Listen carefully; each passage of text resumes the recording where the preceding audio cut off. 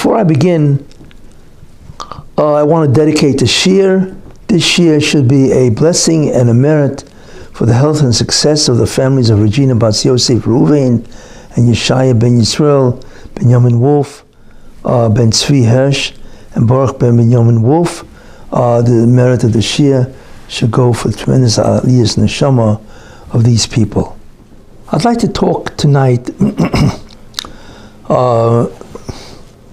about certain ideas,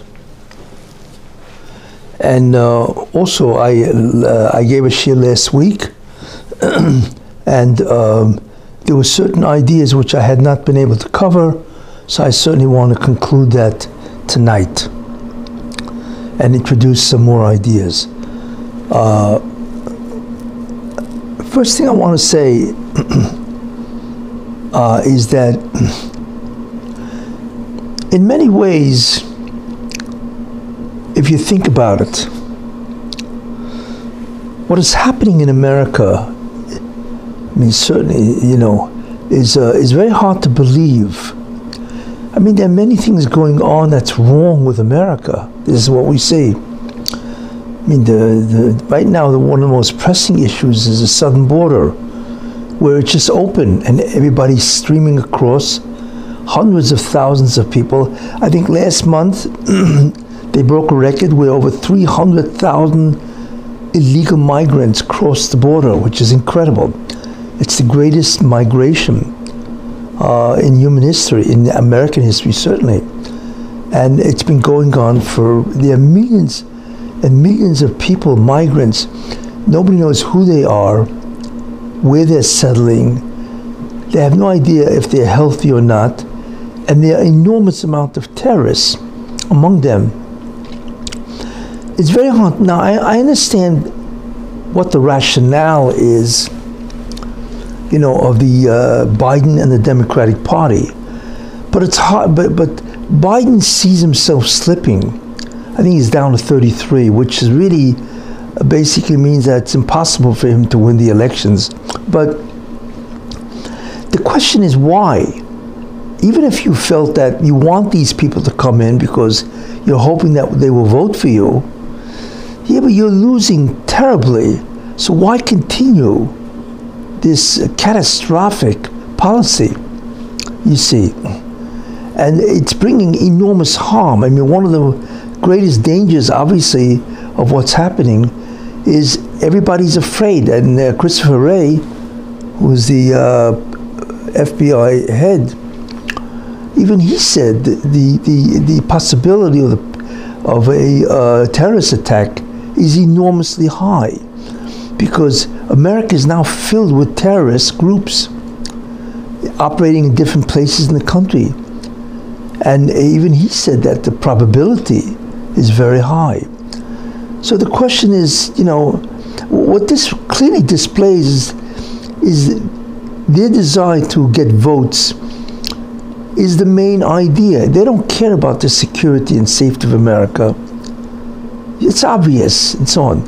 They have put their desire and their necessity for power above the safety of America. The question is, what does this mean? Well, one of the things I want to say is I believe, as I've mentioned, is that Trump, who I believe clearly is going to be the president and destroy the Democratic Party, I believe he has in many ways taken away the free will of Biden and the Democratic Party, the liberals and the progressives and the radicals and so on. He has simply taken away their free will because it's not rational. Even if we understand a motive for this, but that motive in the face of his deteriorating poll numbers is not rational. So you have to come to the conclusion that the Rebbe has taken away their bechira for the purpose of destroying them. You see, because how can anybody vote for this man? And it's not just the southern border that's completely open. It's also the economy, the inflation, prices at the grocery store, and then you have the energy where Biden has dismantled the the energy apparatus of America, and I'm not even talking about foreign affairs, that the nations of the world, they laugh at America because of all your stupidity. I mean, it's just hard to believe what's going on. I believe in a certain way that the Rebbe has interfered with the free will of man. And I believe that he has done this because of the complete lunacy of what's happening in America. That's my conclusion of what is going on. You see. And the fact that they are okay with him running again when he obviously destroying America. And not only that, he's 81, he's too old, he's clearly demented, and so on. You know, the Russian wants this because I believe he wants to trounce Biden. And therefore, they don't have free will, which means that their time is up. I'm saying why this seems to me an obvious conclusion. There's something else that I wanted to mention, and it's not, and that is that it's not only Biden is irrational and the Democratic Party irrational. You have the mayors of and the governors of the states that are also irrational. You see.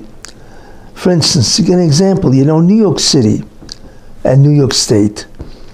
You have these two people, Eric Adams, and you have Kathy Hochul. They're completely incompetent. They don't have a clue as to how to save New York. New York is a dying city. You know, and it's not only, it is dying, it's basically in many ways dead. Why? I mean, take a look. New York City is filled with drug addicts. They say you can't walk 1 block without smelling marijuana, you see. It's filled with homeless people, filled with people who have, you know, mental problems and so on, you know, drug addicts, you know. It's very unsafe to walk in New York City. So the question is, where is this mayor? Now, what I look at, the same concept, that the Rebbe, and then I want to explain what my theory is. Why is the Rebbe doing this? I believe in certain sense he's taken away the free will of Adams and Hochul, Gavin Newsom, and many other places in the United States, Chicago and so on. In other words, I believe that the Rebbe wants to diminish the sophistication of many cities in New York. The question is why? Now we know one of the major things, and this is what's so irrational, you know, you want to declare a sanctuary city, that's one thing, you know, but it's interesting. If you want to give charity, you can't take your hand, put it in my pocket, take out my money, and give charity. It's obvious. I mean, one does not have to be a rocket scientist, as they say, to figure that out. I want to give charity, fine. But how dare you put your hand in my pocket, you know, against my will, or not even asking me, and give charity? Well, if you think about it, hey, you wanna, you know, you wanna sponsor and support, you know, migrants. First of all, they're illegal. So you are. It's not that they're legal migrants; they're all illegal. So how dare you do that? You're breaking the law. That's number one. Number two is, how can you take your hand and put it in my pocket and give it to migrants? I mean, what they're receiving is beyond belief. They live in $500 a night hotels, right? Free education, free food. I mean, citizens of New York don't get this. Nobody gets this. You want this? You got to work for a living. You got to make money. So not only does a migrant get something that the citizens themselves don't get, but they're all illegal. So what entitles them? So when you think about that, this is irrational. This is insane. It's lunacy. That's really what it is. You see? So like I say, there is a concept, you know, you want to help people, fine. But like I said, first of all, it's illegal. You can't do this. It's against the law. And the second thing is, you want to give charity, fine. But how do you take my money and give charity? And then obviously there's no limit. You see, so he said, so he puts out a call, Adams, that anybody can come to New York. Well, are you stupid? Obviously everybody's going to come to New York. If the border is open and you have hundreds of thousands of people coming across the border, right? Well, where do you think they're going to go? They're going to go to your city. So guess what? If you think that you have a moral obligation to support them, you're going to go bankrupt. Not only that, what do you get a right to take from the tax of the citizens of New York or New York State? It's just beyond belief. The corruption, the twisted moral idea of Eric Adams. It's hard to fathom this. It's very hard to believe this. You see, it's irrational. So of course they say New York is going to be bankrupt in a couple of years, because how could they sustain this debt? They say there's going to be a $12 billion with a B, $billion debt next year. That means everybody in New York is going to have to pay through their nose, right? Money because of the migrants. They don't have that money.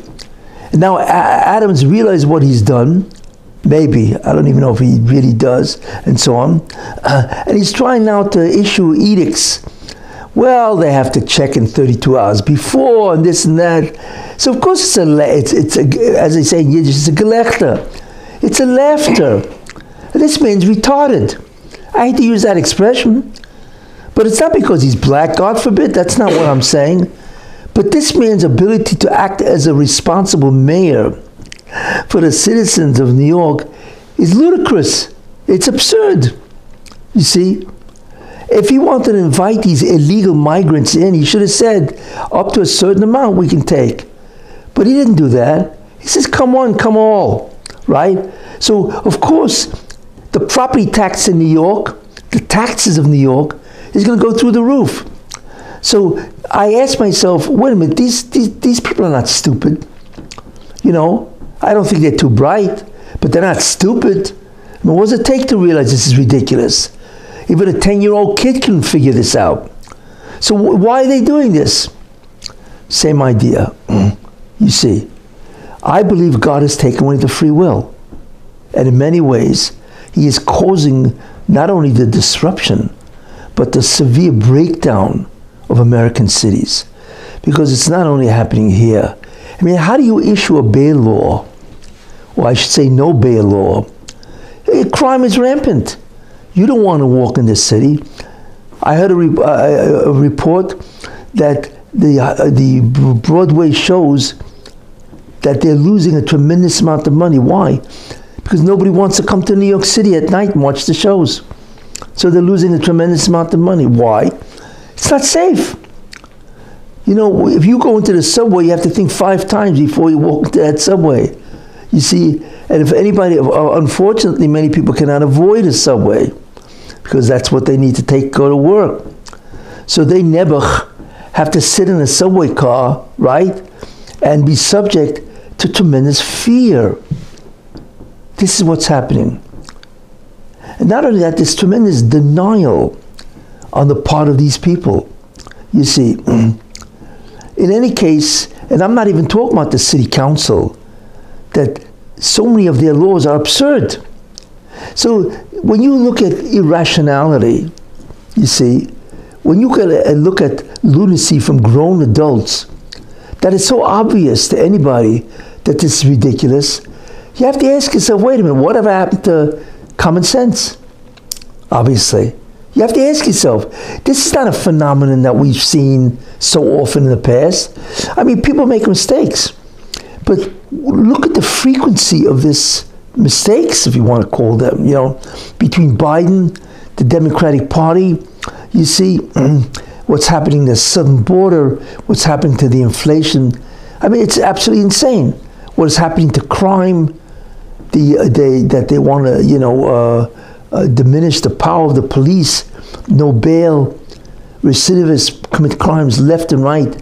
There are guys committing crimes that have committed crimes, but they call them priors, 100 times. Why is this guy still walking around? Whatever happened to their feeling of responsibility to the office that they hold? None of this makes sense. So my conclusion of all of this, and this is the whole America, right, is descending into the pit. I believe this is part of the Exile against America. Why? One of the interesting ideas is that the relationship between Esav and Yaakov is what's called reciprocal. When one goes up, the other goes down. And when the other one goes up, then the other one goes down. So we find, it says, Ula'oim mila'oim ye'emotz, right? And one nation, right, will be more powerful than the other. So we learn from here that when Yaakov goes up in terms of civilization, sophistication, then Esav diminishes. And when Esav goes up, Yaakov diminishes. They're never equal. And there's an obvious reason. Because the koyach of Esav is from the Satan. That's in other words, the power of Esav derives its power because he takes from the kiddush of the Jews. When the Jews sin, that's when they diminish and they go down, they descend, and Esav goes up. Why? Because then the koyach HaKiddusha, the power of holiness, which means to take from the energy of the spheres, diminishes. It goes to the Satan, and the Satan gives it to Esav, because the Malach of Esav is the Satan. You see? So that's why they're never equal, because the Satan has to take from the holiness, the divine energy of the Jews. So it's either by the Jews or it's by Esav. You see? So there's never an equality here. It's like a seesaw. One side's up, the other side's down, and vice versa, and so on.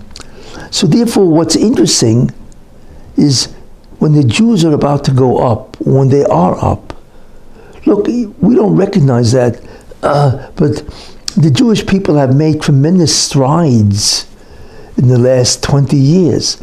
I mean, when you look at Israel, Israel has 9 million people, which is a pittance when you think about that. Yet they are one of the most sophisticated examples of civilization in the entire world.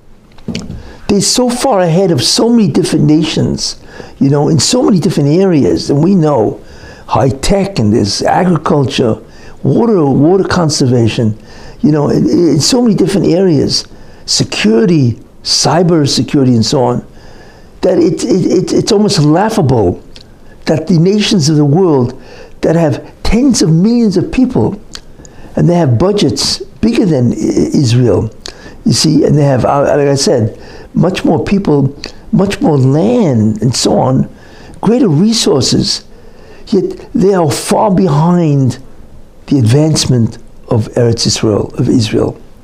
Is that an accident? Of course not. You see, the amount of entrepreneurship in Israel is astounding. In fact, they say that the amount of entrepreneurship of Israel is greater than Europe. You see, which is astounding, like I said. And what you are witnessing now, especially as we come closer to Mashiach, is that the Satan, as I will explain, is really dying. Because most of the tikkun has been accomplished. 98% of the tikkun has been accomplished. Of course it doesn't look that way because the satanic forces, the evil of the world, seem so extreme. But you don't realize the Satan is dying and he's desperate. In fact, the proof of that is look what he's doing to Trump. Trump is the greatest enemy, not just to the Democratic Party. They're nobody. The real threat of Trump is to the Satan. Because what Trump will do, and he has done it, he will enormously assist and aid the Jews, as I point out many times. Rav Yavoitzoya, that the older will serve the younger, you see. So the amount of assistance that he will give the Jews is when he becomes president is incredible, you see. And therefore, as a result of all that, you see, Esav, if the son is dying, that means Esav has to go down. That's really what it means. Because like I said, when the Satan doesn't have the forces of spirituality, in Kabbalah it's called the sparks of holiness, then he descends in sophistication, you see. And America, which used to be the most, which used to be the most magnificent country in the world, Europeans cannot believe what's happened to America. I mean, we know the reason for that, because we have morons who are in charge of America. I mean, we all know who they are. This is the news cycle all day long, what is happening to America. Nobody can believe what's happening to America, you see, because America has always been the top. Why? Because Esav has been on top, right? So therefore the most magnificent civilization has always been America. In fact, when America was in its heyday, which has been many, many years, America has been the most greatest nation on earth, in history actually. So how is it that in 3 years, America has descended to such a low status? And the answer is not only because of Biden. I believe that his power to free will has been taken away. In fact, all of them has been taken away. Because since the Satan is dying, then the Satan does not have access anymore to divine sparks. Automatically that means that Esav must descend. But if Esav descends, then Israel has to rise. That's the automatic, because obviously Israel has access to those sparks of holiness. So we see that the country called Israel in the last 10, 20 years has achieved an unbelievable sophistication of civilization. Like I say, how could 9 million people outstrip most of mankind in terms of the ability and the advancement? How? And the answer is because Israel is going up. And since Esav, or I should say, the Satan is dying, so therefore Esav is also dying, because he gets all his energy from the Satan. And dying means you're looking at it. You see, you're looking at the destruction of the American cities that defy reason. That's the proof. None of this makes sense. Even a 10-year-old kid can say, this is absurd. And it's going to get much worse, you see. But that's why we see this. That's a very important thing to note that I want to bring out. Why America is descending, you see, in terms of its ability to be sophisticated. And it's not just the descent, like I say, of the federal. It's a descent of the governors of the cities themselves, you know. Because we are at the threshold of the Messianic era. And that's when the Satan is dying. That's really what happens. When the Satan is about to die, then the Mashiach comes. And when the Mashiach comes, it means that the Jewish people have to ascend. So right now we see the ascension, or the advancement, in terms of the nation called Israel, the country. There's no question. Look, many people envy the Jewish people. In fact, if it wasn't for the anti-Semitism of the nations of the world, and we are now looking at tremendous rise in anti-Semitism, you see, then they would ally themselves with Israel. Why shouldn't they? You see, I mean, that itself is irrational. You see, I mean, Saudi Arabia only has money because it has oil. If Saudi Arabia had no oil, it would be a desert country with a bunch of camels soaring around the desert. That's what it would be. They don't have anything that even closely matches Israel. I mean, you know, it's a joke. It's really a joke. You have to laugh when you compare Saudi Arabia, which is the head of Islam, to Israel. You see, So of course Saudi Arabia finally realized, this guy Mohammed bin Salman, of course he realized, hey, the oil runs out after a certain amount of time, and now what's left for us? And we know what the answer is: nothing. Nobody would ever look at Saudi Arabia if they didn't have oil, or many of the countries, you see. So they realized this. They realized the advancement and sophistication of the Jewish people. Now, eventually it's going to happen to all the Jews, right? Right now, it's happening to the state of Israel, because God obviously is returning. This is not an accident. Israel is returning to the Jews as a preparation for the messianic entrance. That's what it's all about, you know. I realize that there are people that have different views and so on. But really, when you think about it, of course not. You know, has any nation after 2,000 years of exile, when the Jews were kicked out of Israel by the Romans, has any nation ever returned? Of course not. It's a miracle. Not only the language, Hebrew. Has any language that has been dead for 2,000 years been restored to a living language? Of course not. When was the last time you heard somebody talking Latin? Right? And Rome was a lot bigger than Israel. And so on, you know. So obviously, there's something going on here, you see. And what I'm telling you is the concept of la'oim emotz.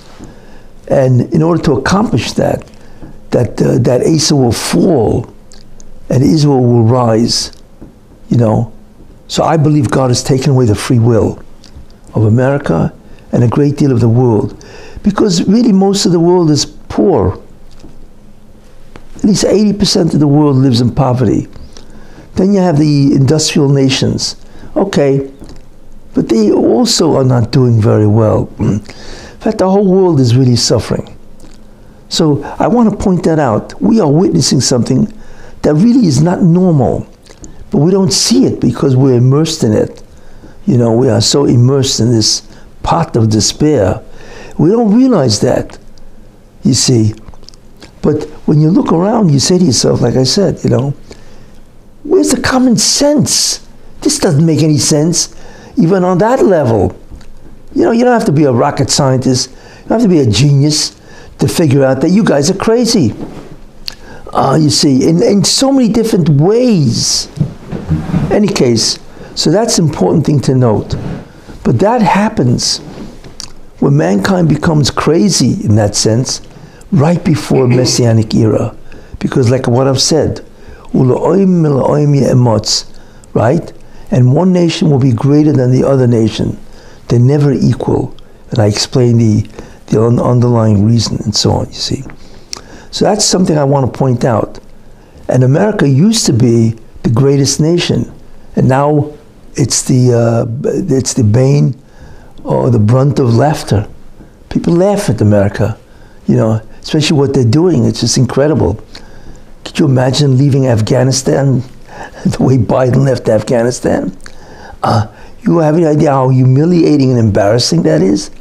And he doesn't care. He doesn't get it, and so on. And then they leave back $80 billion or $85 billion worth of weapons.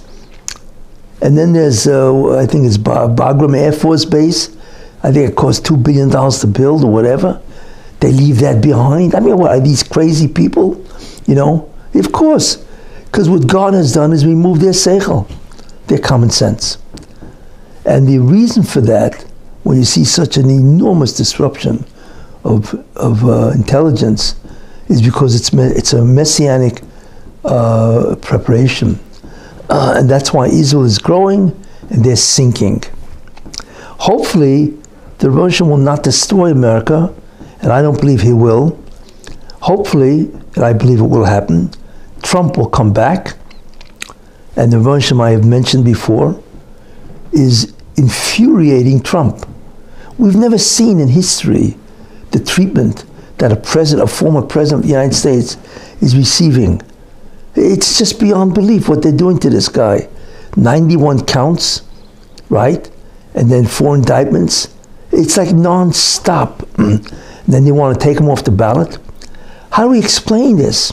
And I mentioned before, A great deal of it is to infuriate Trump, where his mindset, he will destroy the Democratic Party. And I'll tell you, it's not only because he's angry at them, revenge. No, it's much different. Because what they've done, if you think about it, they impeached him twice. They prevented him from giving his full might to the presidency. He was so busy trying to defend himself against the absurd accusations and the false charges cooked up, right, by Hillary. It is just absolutely incredible, you see. But in any case, so he has to destroy them. Why? Because they want to destroy America. This is only the beginning of what they want to do. They want to destroy America. So he has to do this to stop them from destroying America. So it's not only a personal revenge, which I'm sure is part of the mix, but it's also because they want power. They're all Marxist. They want to destroy America. They want to take over. The federal government wants to take over your life and enormously curtail your liberties, your private property, In many ways, this country is going to become like a Gestapo state where they want to look everything. There's no privacy anymore, whatever, without getting into all the economics and so on, So that's why he has to do it. So to make sure that he will be able to do that, the Bershom has to infuriate him, humiliate him, degrade him, you see, and they're doing that obviously the wrong person. That's clear, and so on, But again, he will therefore, when he gets back into the presidency, he will again go and further the Abraham Accords, and I believe that Saudi Arabia will become an ally of Israel. I mean, certainly you take a look at Iran, it's beyond belief what Iran is doing, and so on. And Saudi Arabia will become a major power in the Middle East.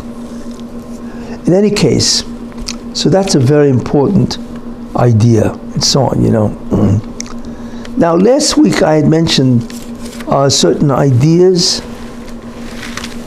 and one of the ideas I mentioned is that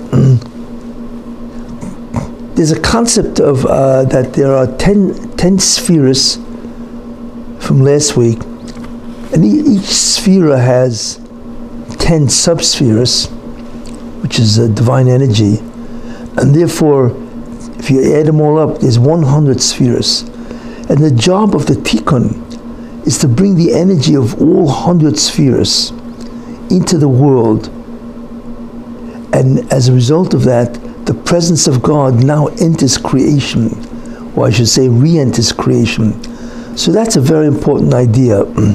I also mentioned that the main spheres are the bottom 7, the lower 7. These are the major spheres. From Chesed, there's Gevura, there's Tiferes, Netzach, Hod, Yesod, Malchus.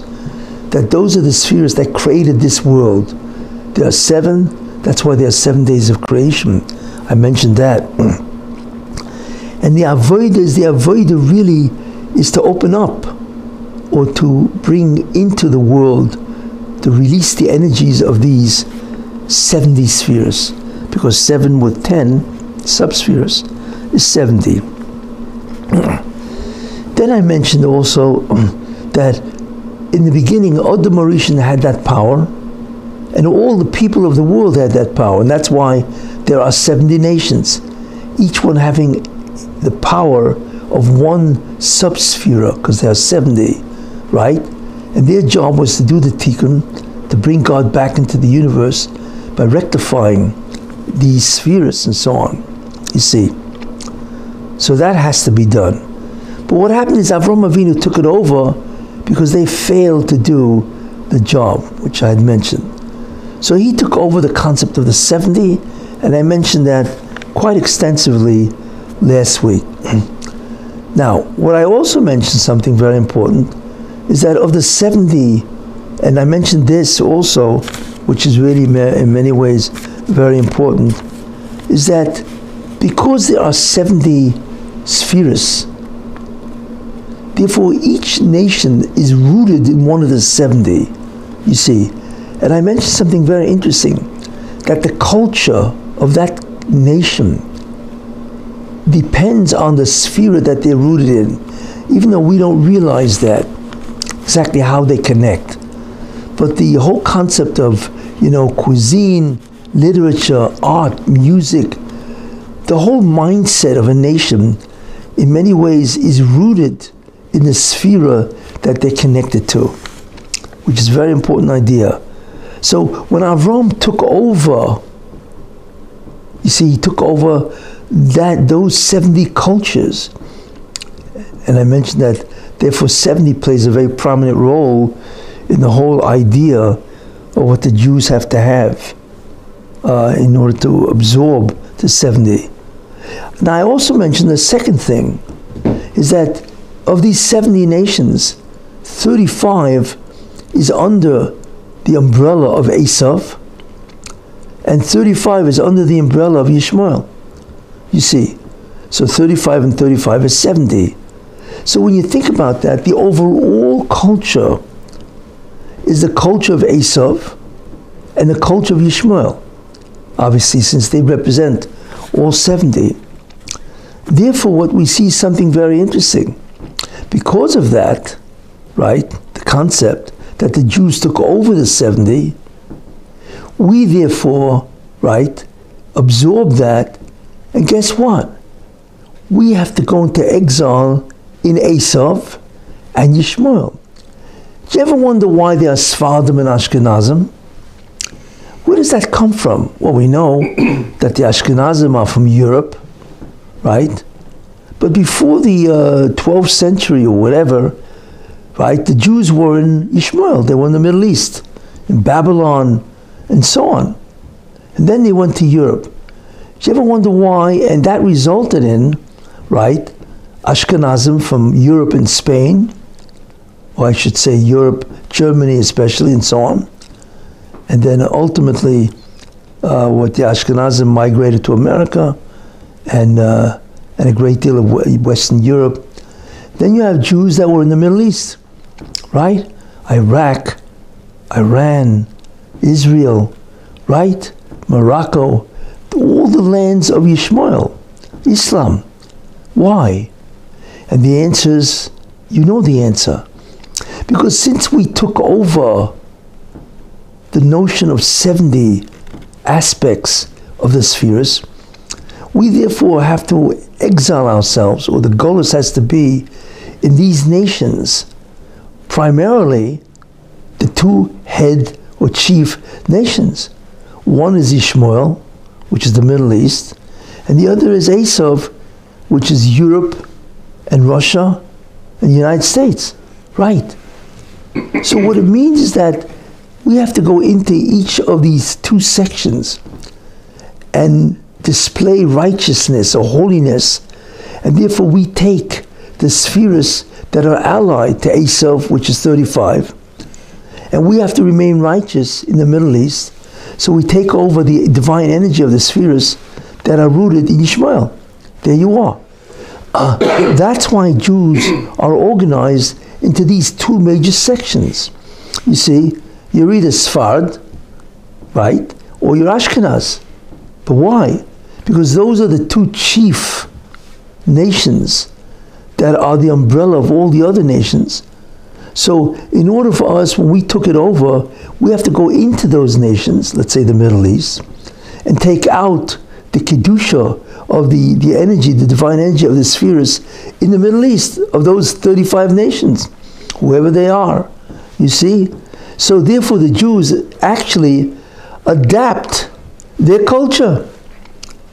That's why the culture of Sfardim is enormously Islamic, if you think about that.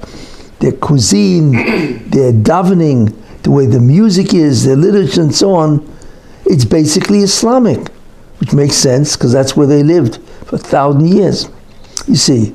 Because their job is to go into the Islamic countries, Yishmael, and take out, right, the holiness or the sparks of holiness of those 35 spheres and so on out of the Islamic countries.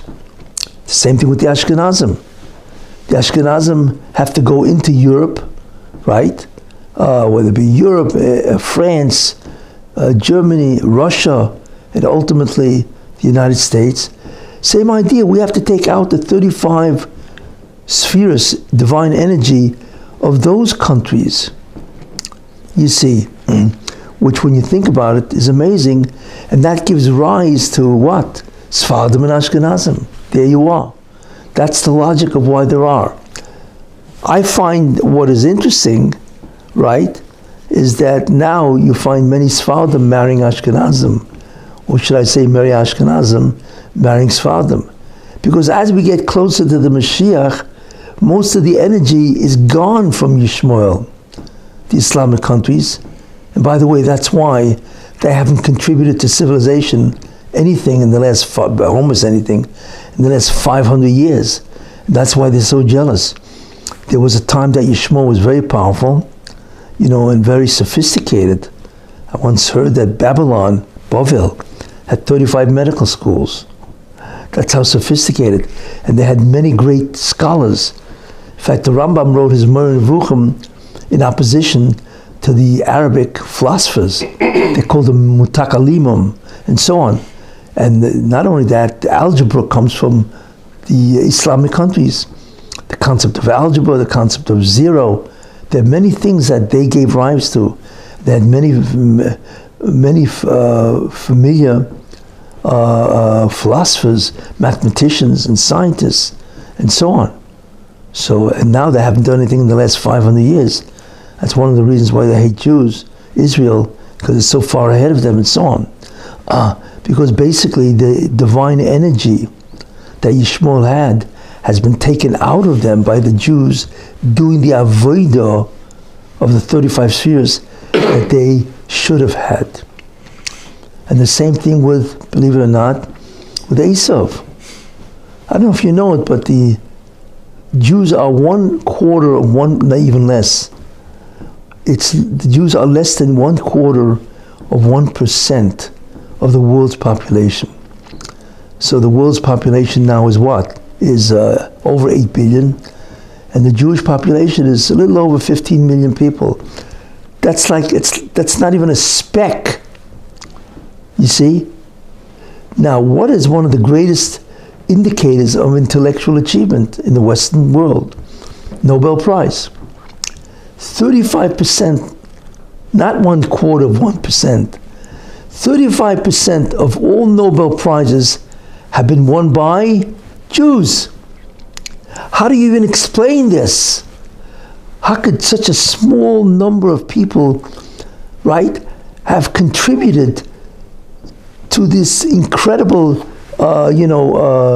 advancement of civilization?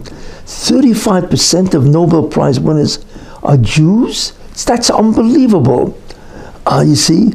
And we know, Marx was Jewish, not that we're proud of Marx, but Marx is Jewish, Freud is Jewish, Einstein is Jewish. You just go through the list of scientists that are Jews. You see, Lisa Meitner is Jewish. It's just incredible. So many scientists, even Niels Bohr, I read, I think his father was Jewish, and so on. And these are the top guys in physics, nuclear physics, and so on, And then the entertainment industry, Metro Goldwyn and Mayer, Jack Warner. It's just incredible. Charlie Chaplin, it started with is Charlie Chaplin Jewish? I'm not sure. But anyway, I think so. I once heard that his father was Jewish, whatever. But anyway, the main idea is it is so much. And then the musicians, how Mendelssohn, how many are Jews. The key is that the Jews are so advanced, far out of their numbers. Every nation has intelligent, people who achieve great intellectual achievements and so on, But you look at the numbers, the proportions, and so on. It doesn't even make sense. And by the way, there are countries in the world that recognize this. The contribution of Jews. In fact, it's interesting. I once read an article where somebody said, you don't like Jews? Okay. So imagine Jews don't exist. Let's take away all their contributions to mankind. And he actually did that. He took out the contributions that Jews have made for thousands of years. And I want to tell you something. The world became a caveman. It was incredible what the world turned into when he did that, and so on. But in any case, so that shows you, the whole idea of the Jewish contribution, you see. And also what's strange, so it's not only the Nobel Prize winners of the Jews, and the return of the land after 2,000 years, and the return of the language after 2,000 years. Is there any day that goes by in the world that Israel is not in the news? I mean, there was once a story of a Japanese guy who went over to a Jew and said, Israel is always in the news. Maybe you could show me where it is on the map. So the guy takes a map and he shows this little dot sandwiched between Africa, Asia, and Europe. Excuse me, this is Israel? There's nothing there. There are 22 Arab countries. You see, even this, and Israel, I think it's only 10,000 square miles, or is it kilometers? Even Jordan, I think, has 95,000 square miles. Israel is a dot in the Middle East. So his question was, how could a country that is so small always be in the news? People are always talking about Israel. It's out of all proportion to how many people there are. People don't realize that is miraculous. It makes no sense, you see. Yet when you ask yourself, well, where is Israel? And you look at the country Israel, there's nothing there.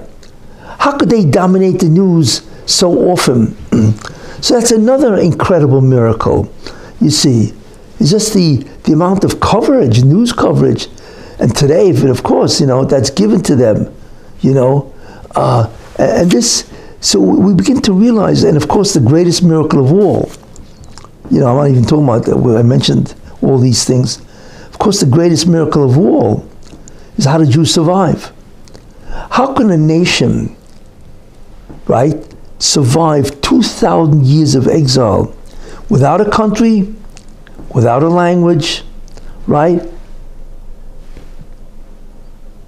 Based on and they're spread out all over the world. There is no nation of antiquity left. The Jews are the only nation of antiquity that survived. Nobody knows how. Yeah, there are all kinds of theories and so on.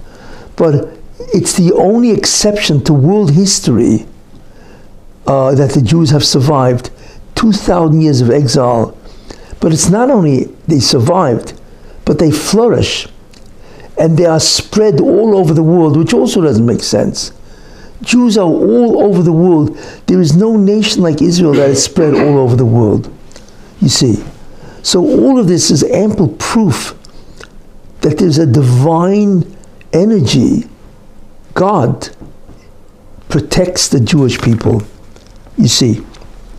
In any case, so that's what I believe is really, in many ways, what is happening to America and why. Now, I want to mention two things, and so on. And also, I just talked about why there is Sephardim and Ashkenazim based on the principles that you now know, and so on. In the end of in Chayei Sarah, right? It brings down, these are the descendants or tribes or whatever of Yishmael, and it mentions 12 of them. And then the next parsha, right, is told us, right? And it says, these are the descendants of Yitzchak, and so on, right? So the Baal HaTurim says something very interesting. So he says, why is it that the descendants of Yitzchak is mentioned after the descendants of Yishmael? You see, Baal HaTurim, and the Baal HaTurim brings down a medrash, which is fascinating.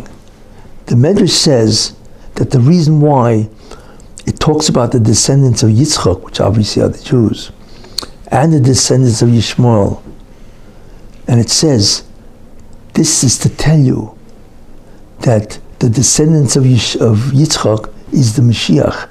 He's the major descendant of Yitzchak. He will come when the descendants of Yishmael basically will be subdued. In other words, after the Shibud, or the Golus of Yishmael, after the exile that the Jews go through Yishmael, then the Mashiach, the descendant of Yitzchak, will come. That is a prophecy, which is an amazing prophecy. That means the Mashiach comes, or the redemption happens. Remember what the redemption is. It consists of several stages. 1, that is the end of the exile. 2, that is the building of the Beis Hamikdash. 3, is the entry of Mashiach ben Yosef. Then the entry of Mashiach ben David, and the return of the Shekhinah, the divine presence. When will that happen? When Yishmael will end his reign, that Golus, then Mashiach comes. Where does he get that from? Where did the Baal Turim? It's a Medrash, but can we find another source of this? And the answer is yes. And I've quoted this a long time ago. There's an incredible Yalkut Shimoni, in Sefer Yeshaya. I think it's the 500th parak or whatever. And here's what it says, and I've quoted this before. It says that at the end, in the week that Mashiach comes, and that whole section is talking about Mashiach ben Yosef, not Mashiach ben David. Although it does say, the Shavua, in the week, which means, let's say the 7-year cycle, that Mashiach ben David comes, it says that Poras, Persia, which is today's Iran, will war with Arabia. That's what it says.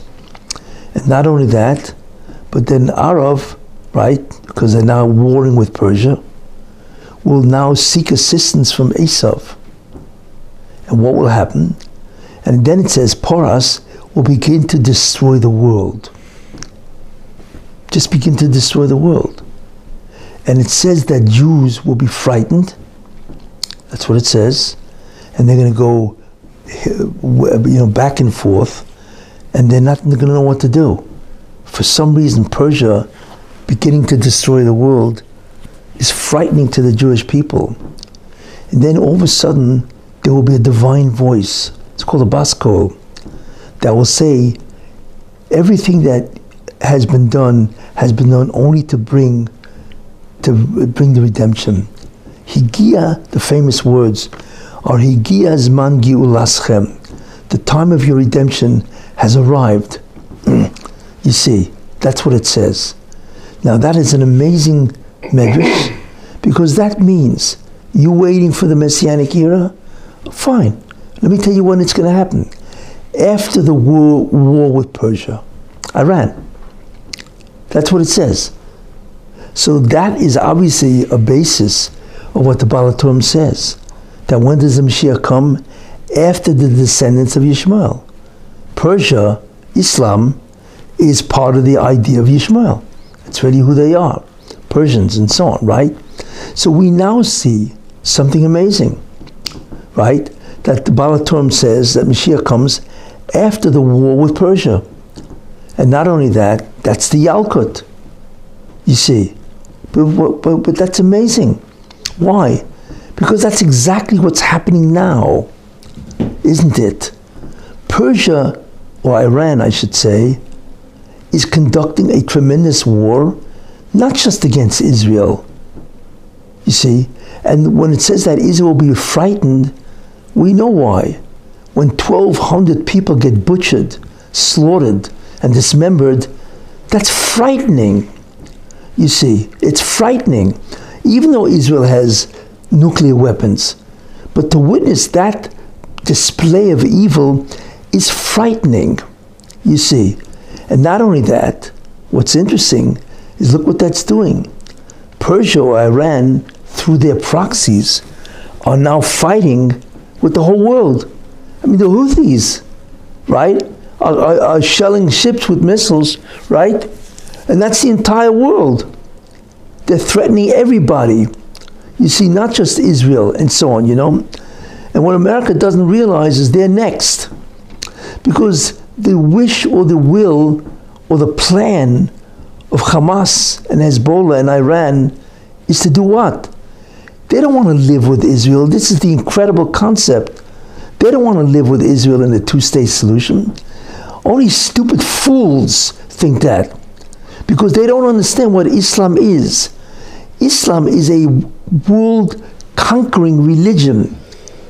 They're not interested in living peacefully or coexistence with anybody, because what determines the history of Islam is the Quran.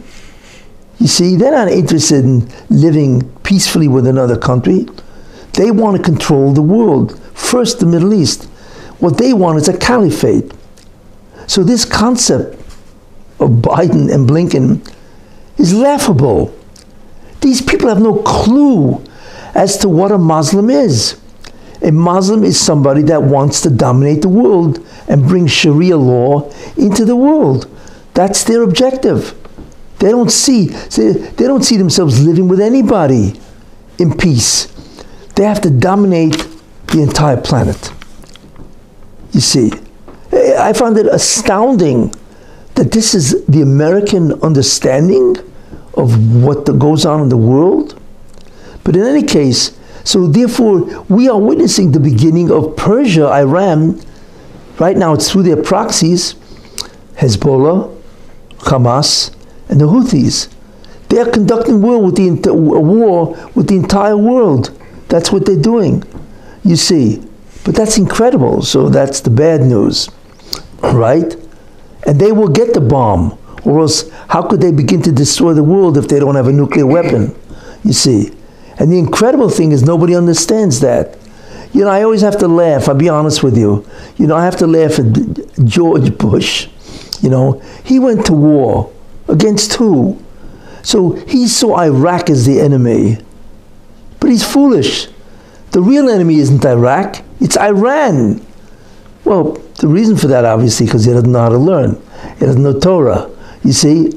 So he thought Iraq was the enemy, because I think they wanted to kill his father, whatever, But guess what? Why did Rabbi Moshe have the Iraqi war? Right? Why?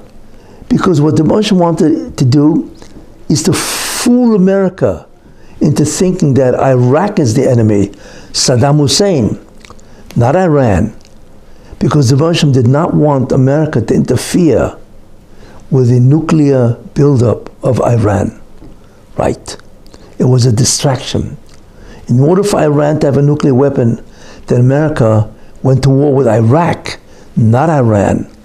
It's incredible when you think about that. And therefore, America ignored Iran all the years, you see. And now it's even worse, because now American policy, right, is to cozy up to Iran, which is a very interesting concept. Why is that? And I will talk about that. In fact, maybe I'll just mention the concept, because I don't know if I'll get to it.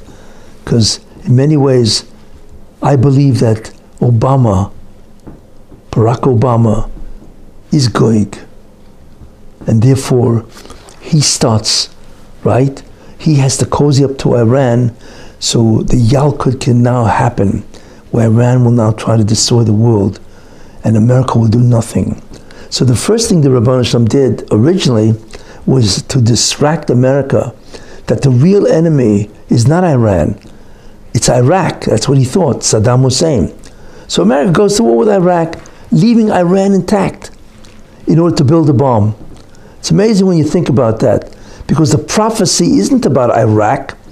The prophecy is really about Iran. You see, and that's exactly what they're doing. Iran is building the bomb, right? And through their proxies, and eventually Iran himself, there will be a war between Iran and Israel. You see? And that war is Higiaz Man Gulaschem. The time of your redemption has arrived. Therefore, we are looking at the end, right? You see? And what I'm saying in this whole shir, my thesis, is what? Is that America is going down in the dumps. Why? Because Esav must go down when Israel goes up. And we are literally at the beginning. Now you understand why I went into that, and so on, you see? But the Medrash, like I say, the Yalkut, right, Shimoni, and the Balaturim, all point to this, that the last war, literally, before the Mashiach, is Iran, not Iraq, not Russia, and so on. And guess what? We are in it, which is the good news and the bad news. The good news is that we're at the end. The bad news is that it's going to be a lot of suffering and Yisurin and so on because of that. But at least we know we're at the end, you see. Now, part of the idea we know, since it is almost at the end, I mentioned in a couple of shurim back there, you need a birur. You need some type of, an event that will separate who is on God's side. And amazingly, you're having the birur all over the world, you see. And that also basically, in many ways, happens at the end, you see. So this is really a tremendous amount of very, very important ideas and so on in terms of what's happening. So really, when you think about it, it's going to get worse. But what's interesting, like I said, even though America is going to diminish, but remember, the job of America is not really to diminish. It's not to disappear, because America has done, and it's going to happen through the Tov Shebe'esav, which I mentioned. That's the whole concept of Trump, is to destroy the evil of Esav, you see, and to now begin to assist the Jewish people, which he already started. And I gave a whole share on why it ended and so on. To assist the Jewish people to now bring the Mashiach and so on, you see. And I mentioned because America has done many great things for the Jewish people. And besides, like I said, because America is the good part of Esav does not deserve to be destroyed. In any case, first of all, America is a very kind country, tremendous chesed. It's called an Ummah shel Chesed. They have the greatest foreign budget, you know, to help people in the entire world. Nobody beats America in terms of their contributions, in monetarily that is, to the world. So that act of chesed, God remembers very well. And therefore, I hold that's one of the primary reasons why the Rebbeinu Shalom will not allow America to be destroyed by Biden and his cohorts. The second thing about America, which is even greater, is the amount of Torah that has been learned in America is astounding. America supports Torah, not only because they have freedom and liberty, and as a result of that, Jews are able to learn Torah, right, without distractions, without persecutions, without pogroms, and so on. And therefore, America could claim that we are responsible for a tremendous amount of Torah in America. And that is in itself a tremendous amount of reward and so on, you see. God remembers that. I'll tell you something interesting. You know, Japan was wiped out after World War II, right? We know that. So Japan lost, was a major enemy of the United States. Truman dropped 2 bombs, Nagasaki and Hiroshima, and Japan was basically a destroyed country in that sense, right? When you take a look at Japan, Japan is one of the richest countries on earth. The amazing thing about Japan is they don't have any natural resources. The question is how they do it. And the answer really is, right, because God wanted them to be wealthy. But the question is, wait a minute, why are they wealthy? What do they do? What's their schus? What is their merit that Japan merited to be, I think it's the second or third, I'm not sure what the order is, but it's within 4 of the wealthiest nations on earth. How in the world does an island country achieve that? And I'll tell you why. Because America, or rather Japan, has a tremendous claim, you see. So I can imagine Japan, the angel of Japan, is standing in front of the heavenly court, right? Should Japan be destroyed or not? So the angel of Japan standing there and pleading for his country, Japan. So one of the angels on the court says, okay, why shouldn't we destroy you? You know how many people have been killed because of you and your crazy emperor? I mean, we have no idea what an evil person Hirohito was. Not only was he seen as a god, it's just incredible how the Japanese worship this guy. Him and his head man, Tojo. We have no concept of how many people died and the cruelty of Japanese. So the angel is saying, you know, so the heavenly, this obviously, I don't know if it ever occurred, but you can imagine the drama of this, where the angel says, please let Japan survive, you know, without America dropping a 3rd bomb, which could have been easily the case. I mean, it wiped out 2 cities. It's incredible, you know. So the Bezdin says to the angel of Japan, well, what's your merit? Why? Why shouldn't you just be destroyed permanently? Or not totally destroyed, but to become impoverished. No problem, you have no natural resources. Even according to natural order, you're nowhere, you know. So the angel of Japan says an incredible thing. You see, I'll tell you why. We have an incredible merit. Why? Because all the Jews came from Europe, they ran across Russia, they took the Siberian train, and they all landed in Japan. Kyoto, wherever, Tokyo, wherever they landed, right? And we allowed them to go to Shanghai. And in Shanghai, because Japan was in charge at that time of China. Anyway, we allowed them to learn Torah. Right. Because of us, the Miri Yeshiva exists in Israel and America. Rabbi Aaron Kotler exists.